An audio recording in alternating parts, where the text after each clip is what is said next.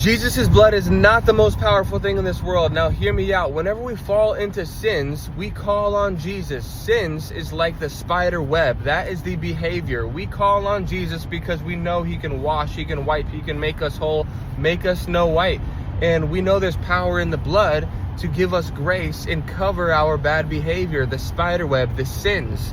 But how do we deal with the spider that actually creates this spider web? How do we deal with the principle and not just the behavior, sin?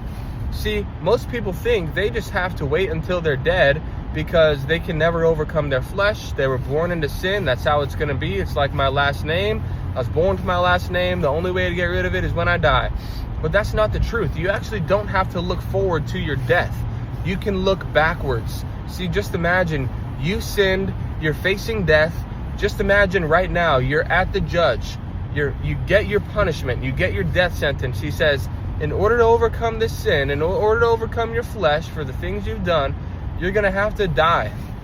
And then you're just freaking out. You're like, oh my gosh, I gotta die to overcome this. And Jesus comes in, he steps in and he's like, I got you, brother, I'll do it for you. Now, what kind of love is that? To someone to lay their life down for us. This is exactly what happened. He took our sin, he took our punishment, and he took it to the grave. And guess what he did? He rose up again. So just imagine, when you die, you completely overcome your flesh. There's some truth to that. When we die, the flesh is gone. We become our new bodies. We're our spirit. But we don't have to wait until we die. We look back 2,000 years ago and see what Jesus did for us. And we need to know this. Because Paul says in Romans, he says, knowing this, do you not know?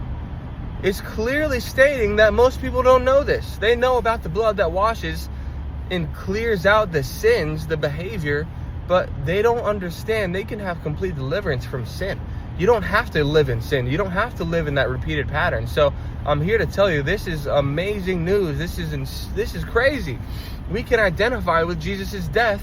And the biblical thing is not to have victory by our own strength. We'll never be able to do that. But it's to have deliverance from sin. So if you're someone that constantly falls back into sin, like me, I used to constantly fall into this cycle, I would try to fight it with my own strength. You're doing it wrong. You must first understand, you don't fight it to have victory. You fight from victory. And you need to understand you have already won the battle. Then what we need to do is, it says we must reckon. Romans 7, it says we must reckon, we must believe in this. And we must then follow God, believe in his